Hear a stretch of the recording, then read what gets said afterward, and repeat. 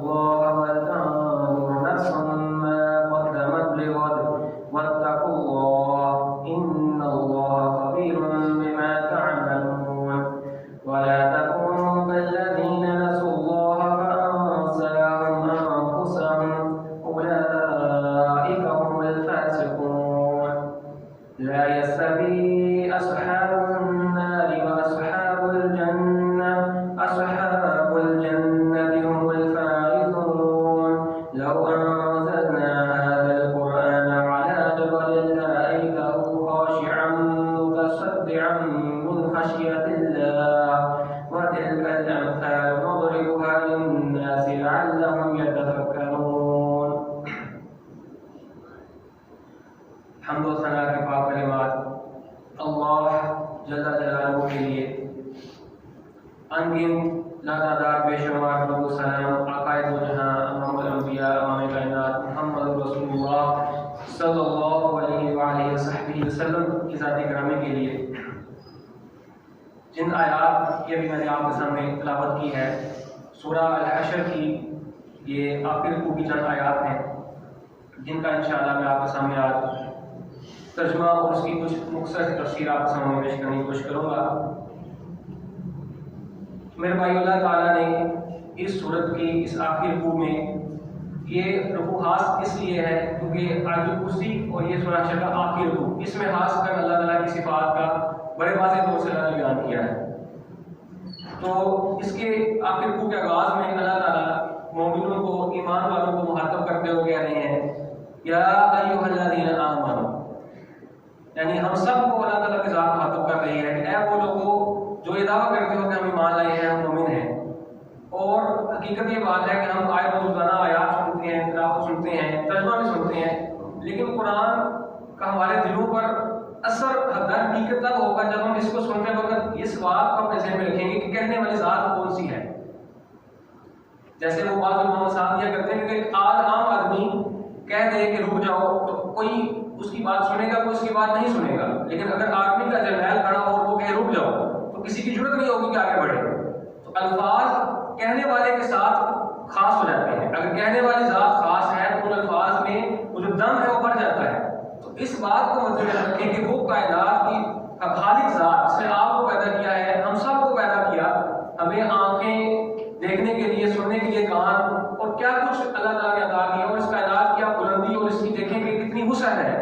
اس کائنات کو پیدا کرنے والی ذات، یعنی وہ ذات کہ جو کون کے الفاظ کہتے تو کائنات وجود میں آ جاتے ہیں، اس ذات کے الفاظ، اس کا ایک ایک لفظ خاص ہے، اس میں عام بات نہیں ہے. اللہ تعالیٰ جب مخاطب کرتے ہیں تو در حقیقت مومنوں کو مخاطب کرنے کا مقصد یہ کہ مومنوں کی توجہ اللہ کی طرف ہو جائے کہ اب کوئی خاص بات آنے لگی ہے، کوئی خاص حکم آنے لگا ہے. اللہ تعالیٰ کہتے ہیں کہ یا ایھا الذین آمنوا اتقوا اللہ. تو پہلی بات جو سب سے اہم بات ہے، اور یہی سارے دین کا تقریباً خلاصہ ہے کہ اے ایمان والو اللہ کا تقوی اختیار کر لو، اللہ سے ڈر جاؤ. اگر آپ قرآن کا شروع سے مطالعہ کریں تو اللہ تعالیٰ کہتے ہیں کہ یہ وہ کتاب ہے ھدی للمتقین، جو تقوی والوں کی ہدایت ہے. یعنی جب آپ قرآن کا مطالعہ کر رہے ہیں تو تقوی پہلی شرط ہے جس کو آپ لے کر کے چلیں گے تو قرآن آپ کے دلوں کے اثر انداز ہوگا. اور یہ بھی آتا ہے کہ یا ایھا الناس اعبدوا ربکم، اور آگے اس میں آتا ہے کہ لعلکم تتقون. روزوں کا بھی آتا ہے کہ روزے اللہ نے فرض کیے، کیوں؟ لعلکم تتقون، تاکہ تم تقوی اختیار کرنے والے بن جاؤ. تو یہ بات علم میں آتی ہے کہ تقوی ہی دین کی بنیادی وہ صفت ہے جس کو لے کر آپ قرآن کو پڑھیں تو قرآن آپ کے اثر انداز ہوگا. اور تقوی ہی منزل بھی ہے جس تک اللہ تعالیٰ آپ کو لے جانا چاہتے ہیں. اور تقوی کی مختلف علماء نے مختلف تعلیمیں دی ہیں. سب سے عام انداز میں یہ ہو سکتا ہے کہ ہر وقت انسان کے دل میں یہ احساس پیدا ہو جائے، یہ شعور پیدا ہو جائے، میں اس وقت جو کام کر رہا ہوں یا کرنے جا رہا ہوں، میں اس سے اپنے رب کی رضا چاہتا ہوں، اس کام کرنے سے میرا اللہ میرے سے راضی ہو جائے. یہاں بعض علماء یہ کہتے ہیں کہ دل میں نیکی کرنے کی شدید تڑپ اور گناہ سے بچنے کی شدید تڑپ پیدا ہو جائے، یہ تقویٰ ہے. اور شیخ عبد القادر جیلانی کا ایک بہت مشہور قول علماء بیان کرتے ہیں، وہ کہتے ہیں کہ تقویٰ کی مثال ایسے ہے کہ تقویٰ ایک تو اللہ نبی نے فرمایا کہ تقویٰ آپ ہونا، تقویٰ دل میں ہوتا ہے. تو عبد القادر جیلانی فرماتے ہیں کہ تقویٰ کو انسان اپنا جج کرنا چاہتا ہے، چیک کرنا چاہتا ہے کہ دل میں کتنا اللہ کا ڈر ہے، کتنا تقویٰ ہے. تو وہ یہ سوچے کہ اگر جو کچھ اس کے دل میں ہے، خیالات، سوچیں، دوسروں کے ساتھ معاملات کے بارے میں انسان کو اکیلے میں تنہائی میں سوچتا ہے، کیونکہ اللہ انسان کا دل دیکھتا ہے. لوگ تو آپ کا ظاہر دیکھتے ہیں، اللہ نے آپ کا دل دیکھنا ہے. تو اگر وہ آپ کا دل جو اندر ہے آپ کا، اگر وہ ایک پلیٹ پہ رکھ کر پورے بازار میں گھمایا جائے اور ہر انسان یہ دیکھ لے کہ آپ کی سوچیں، آپ کے حالات، آپ کے دل میں کیا چل رہا ہے، اور آپ کو کوئی پشیمانی اور شرمندگی نہ ہو، تو سمجھو کہ آپ کے معاملات اللہ کے ساتھ ٹھیک ہے. لیکن اگر آپ ڈر جائیں کہ نہیں میرے دل میں یہ باتیں ہیں جو لوگوں کو پتہ چلتی ہیں کہ لوگ میرے بارے میں کیا سوچیں گے، یہ کتنا برا انسان ہے، ہم ظاہر کو جتنا بھی سوال لیں، جتنا خوبصورت بنا لیں، اگر ہمارا دل اندر سے کالا ہے تو اللہ کے ہم ہمیں وہ ظاہر کا سوال کا فائدہ نہیں دے سکتا. اللہ کی نظر ہمارے دل پہ ہے. اللہ تعالیٰ یہ فرماتے ہیں کہ اے انسانوں، اے ایمان والوں، ایمان والوں کو مختص کیا گیا یہاں پہ، اللہ سے ڈر جاؤ، اللہ کا تقویٰ اختیار کرو. اور یہاں میں مختصر سے آپ کو حدیث سناتا چلوں. سیدنا معاذ بن جبل کو اللہ نبی صلی اللہ علیہ وسلم نے یمن کی طرف روانہ کیا. حضرت معاذ کہتے ہیں کہ میں سواری پہ تھا، اللہ کے نبی کے ساتھ پیدل چل رہے تھے اور مجھے مختلف نصیحتیں کر رہے تھے، وہاں جا کے دعوت و تبلیغ کرنی ہے، کس طرح کرنی ہے، کیا باتیں کرنی ہے. جب بالکل اللہ کے نبی سے جدا ہونے لگے تو مجھے کہنے لگے کہ اے معاذ ایک اہم بات سنتے جاؤ، ہو سکتا ہے کہ جب تم اگلے سال واپس آؤ تو تم مجھے مدینہ میں نہ پاؤ، اور ہو سکتا ہے تم میری قبر کے پاس ہی. آپ اس کی شدت آپ محسوس کریں گے. ایک جدائی جب کسی کے ساتھ ہوتی ہے تو وہ جانے والا ایک دوسرے کو نصیحت کرتا ہے، والد فوت ہوتا ہے تو اولاد نصیحت کرتا ہے، لیکن یہاں پہ فوت مطلب جانے والی ذات کون سی؟ اللہ کے نبی کی ذات ہے. تو کتنی وہ اہم نصیحت ہوگی جو اللہ کے نبی جاتے ہوئے کر رہے ہیں. حضرت معاذ نے جب یہ سنا تو رونا شروع کر دیا اس خیال سے کہ آپ میں اللہ کے نبی کو اس کے بعد دیکھ نہیں سکوں. اللہ کے نبی نے ان کو دلاسا میں کہا کہ معاذ رو مت، بلکہ میری یہ بات یاد رکھ لو کہ تمام انسانوں میں سے ہر کسی نے موت ہر کسی کو آنی ہے، ہر کسی دنیا سے چلے جانا ہے، لیکن مرنے کے بعد تمام انسانوں میں سے میرے سب سے زیادہ قریب وہ لوگ ہوں گے جو سب سے زیادہ تقویٰ والے ہوں گے، اللہ سے سب سے زیادہ ڈرنے والے ہوں گے، چاہے وہ جس علاقے کے ہوں چاہے وہ جس زمانے کے. یعنی اس سے اللہ نبی نے زمانے اور علاقے کی قید ختم کر دی، چاہے وہ جس علاقے کا بھی انسان ہوگا، جس زمانے کا بھی ہوگا، جو جتنا اللہ سے ڈرتا ہوگا کہ قیامت کے دن اتنا میرے قریب ہوگا، پھر تو اس کے بعد تو بہت نہیں ہے، پھر تو ہمیشہ کا ساتھ ہے. تقویٰ میرے بھائیو اس قدر اہم چیز ہے. اور آگے اللہ فرماتے ہیں کہ جی وَلْتَنْظُرْ نَفْسٌ مَا قَدَّمَتْ لِغَدٍ. اب یہ جو ٹکڑا ہے اگر ہم اس کو اپنے اندر اتار لیں تو تقویٰ کے یہ ٹکڑا آیت کا تقویٰ کے حصول کا ذریعہ بن سکتا ہے. وہ کیا؟ اللہ تعالیٰ کہتے ہیں کہ ہر جان یہ دیکھ لے کہ وہ کل کے لیے کیا آگے بھیج رہی ہے. ہر انسان یہ لوگ اس پہ غور کر لے کہ وہ اپنے کل کے لیے آگے کیا بھیج رہا ہے. یعنی دنیا کی جتنی بھی زندگی ہے موت تک یہ آج ہے، اور کل سے مراد مرنے کے بعد کی مراد ہے. جیسے آپ کو موت آئے گی سمجھے اب آپ کا کل کا دن شروع ہو گیا. اس کل کے لیے موت کے بعد زندگی کے لیے ہر انسان غور و فکر کر لے، سوچ لے، دیکھ لے کہ وہ کیا آگے بھیج رہا ہے. جیسے انسان اپنا جب شام کو گھر آتا ہے تو اگلے دن کی صبح کے ناشتے کا دن کا انتظام اس لیے وہ غور و فکر کر کے سوچ کے انتظام کر کے آتا ہے. کل میں نے صبح اٹھنا ہے، میں نے یہ کرنا ہے، اس کی پوری پلاننگ کرتا ہے. حتیٰ کہ انسان کئی سال کی پلاننگ کرتا ہے. لیکن وہ حقیقت اگر ہم غور کریں تو موت اور اس کے بعد زندگی ایسے ہی جیسے کل کا دن ہے. کیوں؟ اس کی وجہ یہ ہے کہ ہمیں لڑنے کا نہیں ہوتا. اگر ابھی موت آ گئی، اگلا لمحہ ہمارا کل ہے، وہ ہماری آخرت ہے. اس وقت ایک انسان اگر ایک انسان اپنی دنیا کی 100 ٹینشنیں لے کر سفر میں نکلا ہے کہ میں نے یہ بھی کرنا ہے، میں نے گھر کا وہ کام بھی کرنا ہے، اگر اس وقت اس کو موت آ گئی، اب وہ ساری فکریں، ساری سوچیں، والدین کی، شادیاں کی، بچوں کی، پیسے کی، مال کی، جو بھی اس کو فکریں ہیں، ٹینشنیں ہیں، وہ ساری اب زیرو ہو گئی ہیں. اب ان کی اس کی نگاہ میں کوئی اہمیت نہیں رہے گی. اب کیا اہم چیز ہے کہ اب میری زندگی شروع ہو گئی، اس کے لیے میں نے آگے کیا کرنا، وہ بندے کے اعمال ہیں، وہ بندے کی نیکیاں ہیں. اگر ہر انسان اپنے دل میں یہ خیال پیدا کر لے گا کہ میں نے کل زندگی کے لیے آگے بھیجنا ہے، تو یہ خیال تقویٰ کے حصول کا باعث بن سکتا ہے. جب اس کو پتا ہے کہ میں نے کل کو اللہ کے سامنے پیش ہونا ہے تو وہ یقیناً اللہ تعالیٰ کا حکم، اللہ تعالیٰ کا تقویٰ اختیار کرتے ہوئے اس کے لیے نیک اعمال کرے گا. اور یہ الفاظ اگر اس کے بعد میں نے پھر سے دوبارہ یہ حکم دیا کہ وقت تک ہوگا، پھر اللہ سے ڈر جاؤ. یعنی اللہ سے ڈر جاؤ، اس بات کو ہر جان دیکھے کہ وہ کل دنیا کے کیا بھیج رہی ہے، اور پھر سے یہ بات کی کہ اللہ سے ڈر جاؤ. اور پھر ایک اور آگے اللہ تعالیٰ فرماتے ہیں کہ ان اللہ خبیر بما تعملون، اللہ تعالیٰ تم جو کچھ کرتے ہو ہر ایک چیز سے باخبر ہے. اور اللہ کا علم کیسا ہے؟ اللہ تعالیٰ فرماتے ہیں کہ وما تسقط من ورقۃ الا یعلمها، ایک پتا بھی زمین پر نہیں گرتا، اللہ کو اس کا علم ہے. تو انسان اگر اس بات پہ غور کرے کہ میرا ایک ایک لمحہ جو میں گزار رہا ہوں، چاہے وہ اللہ تعالیٰ کی یاد میں ہے، نماز میں گزرا ہے، یا زیادہ اوقات ہمارے بدقسمتی سے جو اللہ تعالیٰ کی یاد سے غفلت میں گزرتے ہیں. جب ہمارا اللہ تعالیٰ کی یاد کا مقصد یہ ہے کہ ہمارے دل میں ہر وقت یہ احساس ہو کہ میرا رب ہے جو مجھے دیکھ رہا ہے، جو اس وقت میں کام کر رہا ہوں اس سے باخبر ہے. لہذا جس حال میں بھی ہم ہیں اس وقت جب ہمارے دل میں یہ احساس پیدا ہو جائے گا کہ ہم نے کل کے لیے کچھ آگے بھیجنا ہے اور ہمارا رب ہمیں دیکھ رہا ہے، یہ دو احساس پیدا ہو جائیں گے تو یہ آپ کے تقویٰ کے حصول کے لیے آپ کے لیے آسانی کا باعث ہوں گے اور آپ یقیناً تقویٰ تک پہنچ جائیں گے. تو پہلی جو چیز ہم نے اپنے ذہنوں میں اپنے دلوں میں اس کو بٹھانا ہے وہ یہ کہ پہلی یہ بات ہم نے اپنے کل یعنی موت کی بات زندگی کے لیے آگے بھیجنا ہے. کیونکہ میرے بھائی موت آنی ہے، اس میں کوئی دوسری بات ہے نہیں. انسانوں کو آپ دیکھیں گے تو ہر چیز میں انسانوں میں اختلاف ہو سکتا ہے. لوگ اللہ کی ذات کے بارے میں اختلاف کرتے ہیں لیکن موت پہ کوئی بھی انسان اختلاف نہیں کر سکتا. کوئی انسان اس بات پہ انکار نہیں کر سکتا کہ موت آنی ہے. جب ایک چیز آنی ہی آنی ہے تو ہم کیوں آنکھیں بند کریں؟ پتہ ہے جب یہ کام ہونا ہے تو کیوں نہ ہم اس کے لیے پہلے تیاری کریں تاکہ ہم کل کو جب آگے جائیں تو مطمئن ہوں اور اس بات کا احساس ہم دلوں میں اتار لیں کہ ہر وقت جو ہم کام کر رہے ہیں اللہ ہمیں دیکھ رہا ہے. آگے اللہ تعالیٰ انسانوں کو نصیحت کرتے ہیں. اللہ تعالیٰ فرماتے ہیں کہ وَلَا تَكُونُوا كَالَّذِينَ نَسُوا اللَّهَ فَأَنسَاهُمْ أَنفُسَهُمْ. ان لوگوں کی طرح نہ ہو جانا جنہوں نے اللہ کو بلا دیا، اللہ کو یاد نہیں کرتے، اللہ کو بلایا ہوا ہے تو اس کا کیا نتیجہ نکلا؟ فَأَنسَاهُمْ أَنفُسَهُمْ. اللہ کو چونکہ انہوں نے بلا دیا تو اللہ نے ان کو اپنا آپ ہی بلا دیا. یعنی جب انسان اللہ سے غافل ہوتا ہے تو اپنی ذات سے بھی غافل ہو جاتا ہے. اور آج یقین جانیں یہ آیت آپ معاشرے میں دیکھیں ذرا، اکثریت لوگوں کی ایسی ہے، ان کو نہیں پتا کہ ہمارے شب و روز کیسے گزر رہے ہیں. بعض لوگوں کو میں دیکھتا ہوں کہتے ہیں کہ ہماری زندگی بہت بور گزر رہی ہے، یہاں فارغ وقت ہے، ہمیں سمجھ آتی کیا کریں. میرے بھائی زندگی اللہ نے اسی لیے دی تھی کہ دنیا میں جا کر اللہ کو یاد کریں. فَإِذَا فَرَغْتَ فَانْصَبْ. جب آپ کو فراغت ملے تو عبادت میں محنت کریں. سورہ الم نشرح سب جانتے ہیں. اللہ کہتے ہیں جب تمہیں فارغ وقت ملے تو عبادت میں محنت کرو. وَإِلَىٰ رَبِّكَ فَارْغَب. اور اپنے رب کی طرف رغبت اختیار کرو. تو ان لوگوں کی طرح اللہ کہتے ہیں کہ نہ ہو جانا جنہوں نے اللہ کو بلا دیا.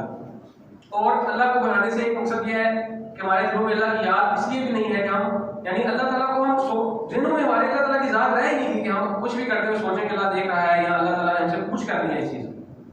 دوسرا ہم نے یہ احساس بھی واقعہ دلوں سے بلا دیا ہے کہ ہماری کل اللہ سے ملاقات ہونی ہے اور ہم نے اللہ کے سامنے اس حال میں پیش ہونا ہے. اللہ کے نبی فرماتے ہیں عدی بن حاتم نے ایک صحابی کو کہا کہ تم میں سے ہر شخص اللہ کو اس حال میں ملے گا کہ اللہ اور وہ بس آپ ہوگے اور کوئی درمیان میں کوئی ترجمان کو ترجمہ کرنے والا کوئی وکیل یا کوئی نہیں ہوگا. صرف آپ ہر انسان صاحب اللہ سے ملے گا کہ وہ ہوگا اور اللہ کی ذات ہوگی. اور اپنے دائیں دیکھے گا تو جہنم ہوگی، بائیں دیکھے گا تو جہنم ہوگی. پھر اللہ تعالیٰ سے پوچھیں گے کہ یہ کام کیوں ہے. اس وقت کا حساب اگر انسان اس وقت سے ڈر جائے وَأَمَّا مَنْ خَافَ مَقَامَ رَبِّهِ. جو اللہ تعالیٰ کے سامنے کھڑے ہونے سے ڈر گیا، وَنَهَى النَّفْسَ عَنِ الْهَوَىٰ. اور اپنے دل کو خواہشوں سے روک لیا اور اللہ تعالیٰ کی یاد میں اس میں لگایا دل کو، وہ بندہ کامیاب ہے. اور اسی طرح ایک اور سورہ سجدہ میں اللہ تعالیٰ یہ اس چیز سے بس کو جو اللہ تعالیٰ کو بلا دینے والی بات ہے.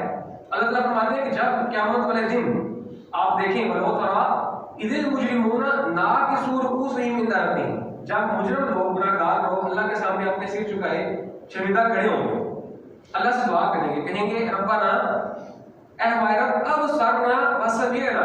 ہم نے اب اس عذاب کو جہنم کو موت کے بعد کی مناد کو دیکھ بھی لیا، سن بھی لیا. فرجعنا نعمل صالحا. اب ہمیں نا ایک بار پھر دنیا میں بھیج دے، اب ہم پکی بات ہے کہ ہم نیک اعمال کریں گے. انا موقنون. اب ہمیں یقین حاصل ہو گیا ہے. جواب اللہ تعالیٰ کیا کہیں گے؟ اللہ تعالیٰ کہیں گے کہ جس طرح تم نے دنیا کی زندگی میں اس دن کی ملاقات کو بلا دیا تو آج کے دن ہم نے بھی تمہیں بلا دیا ہے. اس سے مراد یہ نہیں ہے کہ اللہ تعالیٰ بھولنے والی ذات نہیں ہے. بھول جانا انسان کی الگ کمزوری ہے. اللہ تعالیٰ کوئی چیز بھولتی نہیں ہے، لیکن مقصد یہ ہے کہ جیسے ہم نے دنیا میں اپنی توجہ اللہ تعالیٰ سے ہٹا کر اور اس بات سے ہٹا کر کہ ہمیں اللہ سے ملنا ہے اور کاموں کی طرف لگا دی، تو اب اللہ تعالیٰ کی بھی قیامت کی توجہ ہماری طرف اللہ تعالیٰ ہماری طرف دیکھے گا بھی جو لوگ اس طرح کے گناہگار ہوں گے. تو یہ انسان کے لیے اس سے بڑھ کر کیا بری بات ہو سکتی ہے کہ اللہ تعالیٰ کی ذات جس نے اس کو پیدا کیا، جس نے اس کو وجود بخشا، ہر چیز عطا کی، وہ اگر انسان سے توجہ ہٹا لے تو وہ کون ہے جو اللہ کے مقابلے میں انسان کی مدد کر سکتا ہے؟ انسان ایسا انسان جو مستقل خسارے میں ہے. تو اللہ تعالیٰ فرما رہے ہیں کہ ان لوگوں کی طرح وہ ایسے لوگوں کی طرح نہ ہو جانا جو نے اللہ کو بلا دیا، اللہ نے ان کو اپنا آپ ہی بلا دیا ہے، وہ اپنی جانوں سے غافل ہے، ان کو نہیں سمجھ آ رہی ہمیں کیا کرنا کیا نہیں کرنا. اور اللہ تعالیٰ فرما رہے ہیں کہ ان لوگوں کی طرح وہ ایسے لوگوں کی طرح نہ ہو جانا جو نے اللہ کو بلا دیا، اللہ نے ان کو اپنا آپ ہی بلا دیا ہے، وہ اپنی جانوں سے غافل ہے، ان کو نہیں سمجھ آ رہی ہمیں کیا کرنا کیا نہیں کرنا. اولئک هم الفاسقون، اور ایسے لوگ فاسق ہیں، گناہ گار ہیں۔ اور آگے اللہ تعالیٰ فرماتے ہیں لا یستوی اصحاب النار واصحاب الجنہ، جو قیامت کے دن جب فیصلہ ہوگا جو لوگ آگ میں پھینکے جائیں گے وہ اور جو لوگ جنت میں جائیں گے وہ برابر نہیں ہو سکتے۔ اصحاب الجنہ هم الفائزون، جنت والے لوگ ہوں گے جو فائز ہوں گے، کامیاب ہوں گے۔ اب دنیا میں دیکھیں ہم اچھے سے اچھا بننے کی کوشش کرتے ہیں، دنیا کی دوڑ میں ہم آگے سے آگے نکلنے کی کوشش کرتے ہیں، والدین کو اس بات کا ہوتا ہے کہ ہمارا بچہ اچھی پوزیشن پہ آئے، اچھے نمبر لے، اور ہر دنیا کے معاملے میں ایسے ہی کرتے ہیں۔ اصل جو میرے بھائیوں مقابلہ کرنے کی چیز ہے وہ یہ چیز ہے اللہ تعالیٰ کی بنائی ہوئی جنت، اور جب یعنی کہ یہ دو بہت واضح فرق ہے، یعنی جنت اور جہنم کا تو موازنہ ہو ہی نہیں سکتا۔ جنتی وہ لوگ وہ ہوں گے لہم ما یشاءون فیہا ولدینا مزید، اللہ کہتے ہیں ان کے لیے جنت میں جو وہ چاہیں گے ہوگا، جو وہ چاہیں گے ہوگا، اور ہم اس سے بڑھ کے ان کو عطا کریں گے۔ اور جہنمیوں کا معاملہ اس سے کیا ہوگا کہ وہ جب اپنے جو جہنم کے سیکورٹی گارڈ ہوگا ان سے کہیں گے کہ اللہ سے دعا کرو کہ ہمارا عذاب آج اتنا تھوڑا کم ہی کر دیں، تو ان کا عذاب مزید بڑھا دیا جائے گا۔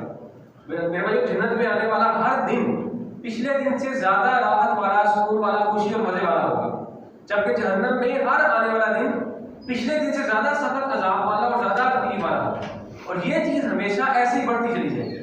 جنتی اپنے راحت میں، سکون میں، مزے میں، خوشی میں بڑھتے چلے جائیں گے، اور وہ اپنی تکلیف ان کی بڑھتی چلی جائے گی۔ اگر انسان کو دنیا میں ایک پاؤں پہ چھوٹی سی چوٹ آ جائے، کانٹا چھوٹ جائے، تو انسان تو وہ تکلیف برداشت نہیں کر سکتا، اور کدھر وہ تکلیف جو ہر دفعہ بڑھتی چلی جائے گی۔ دنیا کی تکالیف میں یہ حوصلہ کی سہارا ہوتا ہے کہ ہم بیمار ہیں، چاہے دوائی لیں گے تو ٹھیک ہو جائے، لیکن جہنم کی تکلیف میں ایسا کوئی چیز نہیں ہے، وہ ہمیشہ بڑھتی چلی جائے گی۔ اور دنیا کی خوشی، دنیا کا سکون، دنیا کی راحت، دنیا کا مزہ یہ بھی عارضی ہے۔ جتنا مرضی آپ کو کوئی خوشی حاصل ہو جائے، لیکن اس کے بعد ایسا وقت کبھی آ سکتا ہے کہ آپ کو پھر غم میں تکلیف لاحق ہو جائے گی۔ جتنا مرضی آپ کسی چیز سے خوشی سکون حاصل کریں، کامیابی جتنی مرضی بڑی آپ کو مل جائے، اس کے بعد ممکن ہے آپ دوبارہ ناکام ہو جائیں۔ دنیا کی زندگی میں ان چیز آتی رہتی ہے، لیکن جنت میں خوشی راحت یہ بڑھتی چلی جائے گی، اس کا اور اس کا موازنہ نہیں ہو سکتا۔ اس کے بعد اللہ تعالیٰ فرماتے ہیں لو انزلنا هذا القرآن على جبل لرأيته خاشعا متصدعا من خشية الله۔ اللہ فرماتے ہیں یہ قرآن جو ہم نے انسانوں کے لیے بھیجا ہے، اللہ کے نبی پر نازل ہوا، اگر یہ قرآن اللہ تعالیٰ کسی پہاڑ پر نازل کرتا، اب دیکھیں کہ پہاڑ کتنا ایک بڑا وجود والی چیز ہے، اللہ تعالیٰ کہہ رہے ہیں کہ اگر یہ قرآن ایک پہاڑ پر نازل کیا جاتا تو وہ اللہ تعالیٰ کے ڈر سے ریزہ ہو جاتا۔ اللہ تعالیٰ کے خوف سے دیکھیں انسانوں کے دل اتنے سخت ہو چکے ہیں کہ اب وہ یعنی پہاڑ بھی انسان کے دل کے مقابلے میں کمزور ہے۔ مقصد یہ اس بات کا، یعنی اس قرآن کی آیات جو اللہ تعالیٰ نے انسانوں کو بتا دی ہے، انسانوں کا کہ قرآن آ گیا، تو انسانوں کو اس بات کا احساس، یہ بات کا علم انسان تک آ گیا کہ ہمارا ایک رب ہے جس نے ہمیں دنیا میں بھیجا ہے، اس کے پاس ہمیں لوٹ کر جانا ہے، یہ کام ہے جو ہمیں کرنے ہیں، اور ہم نے اس کے بعد جا کے ان کی جواب نہیں کرنی ہے، جواب نہیں ہونی ہے اسے، اللہ ہم سے پوچھے گا کیا کیا کام کرتے تھے۔ تو اس ذمہ داری کا احساس اور اللہ تعالیٰ کی خشیت اور اللہ تعالیٰ کی عظمت کا جو احساس ہے وہ انسان کے جب دل میں آ جائے تو یقیناً انسانوں کے دل بھی پتھر سے پتھر دل میں بھی جب اللہ کا تقویٰ بیٹھ جاتا ہے تو وہ بھی رو پڑتا ہے، انسان رو پڑتا ہے۔ یعنی مقصد انسان کے اور پہاڑ میں فرق یہ ہے کہ وہ پہاڑ واقعتاً جانتا ہے کہ کس ذات کی طرف سے یہ کتاب ہے، کس ذات نے یہ چیز نازل کی ہے، وہ کون سی ذات ہے جو میں سے جواب نہیں کرے گی۔ یقیناً بچپن میں جب بچہ غلطی کرتا ہے تو والدین انسان کو بچے کو کتنا چوٹ پہنچا سکتے ہیں، کتنا کو مار سکتے ہیں، لیکن یا پھر اسکولوں میں جا کر استاد کے سامنے بچہ اگر اچھا کارکردگی نہ مظاہرہ کرے اور پتہ ہو کہ یہ استاد سخت ہے، اس نے سزا دینی ہے، تو وہ ایک ڈنڈے کے خوف سے انسان کی جان نکل رہی ہوتی ہے۔ تو یہ ایک انسان کو کتنی کو تکلیف پہنچا سکتا ہے، ایک والد اپنے بچے کو یا استاد اپنے شاگرد کو کتنی کو تکلیف پہنچا سکتا ہے۔ انسان کا واقعہ جو بچے کا دل ہوتا ہے وہ معصوم دل ہوتا ہے، وہ تو اتنے سی پاس سے بیٹھ جاتا ہے، لیکن ہمارے دل اب اتنے سخت ہو چکے ہیں کہ وہ ذات ایک بجلی کڑ کے تو انسان کانپ جاتا ہے۔ اللہ تعالیٰ کے لیے ایک بجلی کا کرنا یا اس طرح معمولی سا جو عذاب دینا ہے انسان کو کتنا مشکل ہے، ذرا برابر بھی مشکل نہیں ہے۔ اس چیز کا احساس چونکہ ہمارے دل میں نہیں آ رہا تو یہ قرآن بھی ہمارے اوپر اثر نہیں کر رہا۔ اللہ تعالیٰ یہ فرما رہے ہیں کہ اگر یہ قرآن کسی پہاڑ پر نازل کیا جاتا تو وہ بھی اللہ تعالیٰ کے ڈر سے، اللہ کی خشیت سے ریزہ ہو جاتا۔ وَتِلْكَ الْأَمْثَالُ نَضْرِبُهَا لِلنَّاسِ لَعَلَّهُمْ يَتَفَكَّرُونَ۔ اللہ تعالیٰ کہتے ہیں کہ یہ مثالیں، یہ بات اللہ تعالیٰ اس لیے بیان کرتا ہے تاکہ اے لوگوں تم لوگ غور و فکر کرو، انسان غور و فکر کرے کہ بھائی میرا ایک رب ہے، اس نے میرے پہ کچھ ذمہ داریاں نازل کی ہیں، میں جانوں کہ وہ کیا ہے۔ ایک بہت بڑا مسئلہ بدقسمتی یہ ہے کہ ہم لوگوں نے اس کتاب سے فائدہ اٹھانا چھوڑ دیا۔ اللہ تعالیٰ نے یہ کتاب ہدایت کے لیے بھیجی تھی۔ آپ خود مجھے بتائیں، اگر ایک شخص، کوئی بچہ جو میٹرک کا طالب علم ہے اور وہ پورا 2 سال کوئی بھی کتاب ہے، میتھ کی ریاضی کی کتاب ہے، وہ نہیں کھولتا، اس کو پڑھتا نہیں ہے، کیا وہ اس کے امتحان میں کامیاب ہو سکتا ہے؟ بالکل بھی نہیں ہو سکتا۔ یہ تو دنیا کا امتحان ہے۔ تو میرے بھائیو، جو کتاب ایک خاص مضمون کے لیے مختص کی گئی ہے، اس کو پڑھے بغیر کوئی انسان کو مضمون پاس نہیں کر سکتا۔ تو میرے بھائیو، ہدایت کے لیے اللہ نے جو کتاب بھیجی ہے، کیا ہم اس کو پڑھے بغیر آخرت کا امتحان پاس کر سکتے ہیں؟ جب قبر میں، حدیث میں آتا ہے کہ قبر میں فرشتے آتے ہیں، وہ پوچھتے ہیں آگے انسان سے، ٹھیک ہے، ایمان ربوں کا، ما دینوں کا، یہ تینوں سوال ہوتے ہیں، من نبی ہوگا، تمہارا نبی کون سا ہے؟ تو جو آدمی ان تینوں سوالوں کے درست جواب دیتا ہے کہ میرا رب اللہ ہے، میرا نبی محمد صلی اللہ علیہ وسلم، میرا دین اسلام ہے، تو فرشتے اسے چوتھا سوال کرتے ہیں کہ تمہیں ان باتوں کا علم کیسے ہوا، تمہیں پتہ کیسے چلا تمہارا رب کون ہے، تمہارا نبی کون سا ہے؟ تو وہ جواب دیتا ہے کہ میں نے اپنے رب کی کتاب پڑھی، قرآن پڑھا، اس سے مجھے سوالوں کا جواب ملے کہ میرا رب کون سا ہے، میرا نبی کون سا ہے، میرا دین کون سا ہے۔ قبر کے 4 سوالوں میں سے بھی ایک یہ سوال عام ہے کہ انسان کامیاب کیسے ہو سکتا ہے ان سوالوں میں جب تک کوئی کتاب کو نہیں پڑھے گا۔ اور ہم خود سوچیں تو ایسے کفار کے واقعات مل جاتے ہیں جنہوں نے قرآن پڑھا اور مسلمان ہو گئے۔ اگر ایک کافر قرآن پڑھے بغیر مسلمان نہیں ہو سکتا، تو ہم کیسے مسلمان ہیں جو مسلمان ہونے کا دعویٰ تو کرتے ہیں لیکن ہم اس کتاب کو نہیں پڑھتے؟ یہ کتاب ہدایت ہے، جب ہم اس کو پڑھیں گے نہیں، اس کے الفاظ ہم کو جانے کہ نہیں اللہ تعالیٰ ہم سے کیا فرما رہا ہے، تو ہم کیسے اپنے رب کے سامنے جا کے پیش ہو سکتے ہیں اور ان کے سوالوں کے صحیح جواب دے سکتے ہیں؟ آگے کی آیات میں اللہ تعالیٰ نے اپنی کچھ صفات کا ذکر کیا ہے۔ میرے بھائیوں، علماء اس کے بارے میں یہ کہتے ہیں کہ اللہ تعالیٰ کے جو نام اور صفات ہیں، یہ وہ چیز ہے جو کسی بچے کو سب سے پہلے یاد کرانی چاہیے اور سکھانی چاہیے، کیونکہ سب جانتے ہیں، بڑی مشہور حدیث ہے، جس نے بھی اللہ کے 99 نام ان کو یاد کیا تو وہ جنت میں جائے گا۔ عربی میں جو لفظ یاد کرنا جس کا ترجمہ کرتے ہیں وہ ہے احصاها، یعنی جس نے 99 ناموں کا احصاها کا معنی ہوتا ہے ان کا ادراک کر لیا، یعنی ان کو جانا، ان کو یاد کیا، ان کا معنی مفہوم اپنے اندر اتارا۔ ایسا شخص جو ہے وہ انشاءاللہ کی جنت میں جائے گا۔ تو وہ سب سے پہلا علم جو بچوں کو دینا چاہیے۔ آج ہم بدقسمتی سے دنیاوی تعلیم میں اتنا آگے نکل چکے ہیں کہ ہمارا بچہ اس میں تھوڑا سا پیچھے ہو، اس کے لیے بڑا زور لگا دیتے ہیں، لیکن یہ وہ چیز ہے جو اسلامی لحاظ سے ہمیں سب سے پہلے بچے کو سکھانی چاہیے۔ اس کو اپنے رب کا تعارف ہو کہ میرا رب، میرا اللہ جس نے مجھے پیدا کیا وہ کون ہے۔ اللہ کے 99 نام وہ چیز ہے جو ہم سب کو سب سے پہلی مصروفیت میں سیکھنے چاہیے، ان کو یاد کرنا چاہیے اور اپنے بچوں کو بھی ان کو یاد کروانا چاہیے۔ تو کچھ 99 میں سے کچھ ناموں کا ذکر اللہ تعالیٰ نے اس رکوع میں کیا ہے، کیا ہے جن آیات میں۔ اللہ تعالیٰ کہتے ہیں کہ هو اللہ الذی، اللہ تو وہ ذات ہے، لا الہ الا ہوا، جس کے علاوہ کوئی معبود نہیں، کوئی الہ نہیں، کوئی عبادت کے لائق نہیں سوائے اللہ کے۔ عالم الغیب والشہادہ، وہ غیب کا علم بھی رکھتا ہے جو ہم چھپاتے ہیں، اور شہادت جو چیز حاضر ہے، یعنی ہر چھپے کا اور ظاہر کا اللہ تعالیٰ کو علم ہے۔ وَهُوَ الرَّحْمَٰنُ الرَّحِيمُ، اور اللہ تعالیٰ کی ذات رحمان بھی ہے، رحیم بھی ہے۔ رحمان سے مراد اللہ تعالیٰ کی رحمت جنرل یعنی سب کے لیے ہے، اور رحیم اللہ تعالیٰ کی رحمت مخصوص بھی ہے۔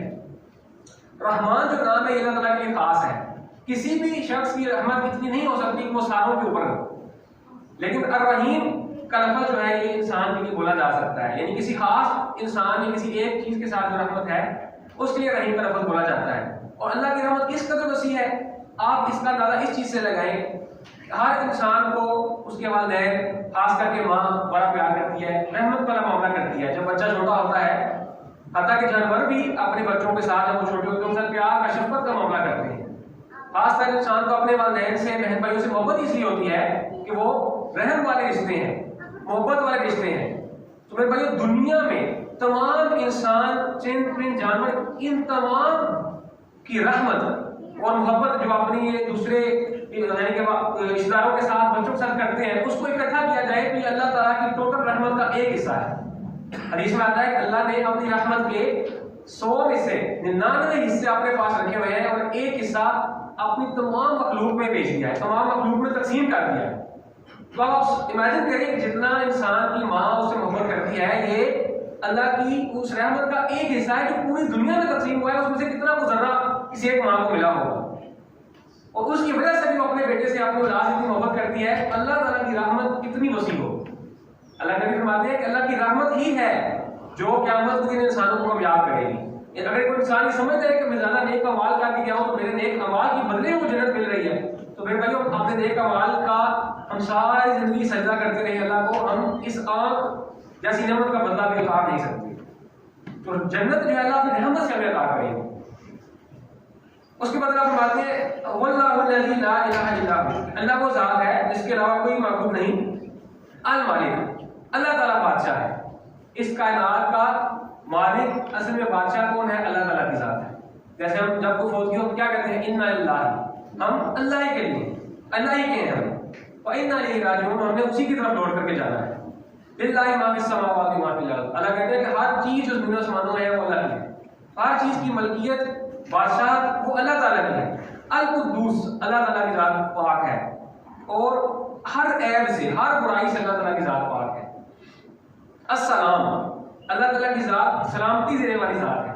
جب ہم جیسے کوئی شخص حسین ہو تو ہم کہتے ہیں کہ حسین ہے، لیکن اگر بہت زیادہ حسین ہو کہتے ہیں یہ حسن ہے. تو السلام کا اصل مراد سلامتی ہی ہے. اللہ تعالیٰ نے اپنا نام بھی السلام سلامتی رکھا ہے کیونکہ سلامتی دینے والی جتنی ذات، جو سلامتی دنیا میں حاصل ہوتی ہے وہ اللہ تعالیٰ کی ذات سے ہے. المؤمن، امن دینے والی ذات. امن دینے کا مطلب کیا ہے؟ خوف سے محفوظ کرنا. انسان کے دل میں جتنے بھی ڈر ہوتے ہیں، جتنے بھی خوف ہوتے ہیں، اگر وہ اپنے آپ کو اللہ تعالیٰ کی اطاعت میں لگا دے، اس کو کسی قسم کا اللہ تعالیٰ قرآن میں کہتے ہیں کہ اللہ کے ولیوں کو نہ خوف ہے، نہ غم ہے، نہ مستقبل کا ڈر ہے، نہ ماضی میں ہوئے کسی چیز کا غم ہے. پھر اب اللہ تعالیٰ وہ ذات ہے جو المؤمن ہے، جو امن دینے والی، محفوظ کرنے والی ذات ہے. المہیمن، اللہ تعالیٰ کی ذات نگہبان ہے. ہر چیز کے اوپر اللہ تعالیٰ کی ذات نگہبان ہے، اور اس سے یہ مراد لی جاتی ہے کہ ہر چیز جو عمل میں آتی ہے اللہ تعالیٰ اس کو عمل میں لے کر آتا ہے. یعنی ایک طرح سے مدبر جو ہے، تدبیر کرنے والی ذات اللہ تعالیٰ کی ذات ہے. العزیز، اس کا معنی قوت والا بھی کیا جاتا ہے اور عزت والا بھی کیا جاتا ہے، اور در حقیقت اللہ تعالیٰ کی ذات ہے جو عزت بخشنے والی ہے. اللہ تعالیٰ کی ذات سب سے عزت والی ذات ہے. الجبار، طاقتور اور سخت ذات اللہ تعالیٰ کی ہے. اور المتکبر، المتکبر سے مراد دو معنی ہیں. المتکبر کے دو طرح سے معنی کیے جا سکتے ہیں. ایک ایسا شخص جو اپنے آپ کو متکبر کرے اور اپنے آپ کی بڑائی بیان کرے کہ میں بڑا اچھا ہوں، میں بڑا اونچا ہوں، جبکہ در حقیقت وہ ایسا نہ ہو. اور حقیقت میں ایسا ہی ہے، یعنی انسان، شیطان، فرشتے، کوئی بھی چیز ہے، اس کے یہ لائق نہیں کہ وہ اپنی اونچائی، اپنی بڑائی بیان کرے کہ میں بڑا یہ، میں بڑا وہ.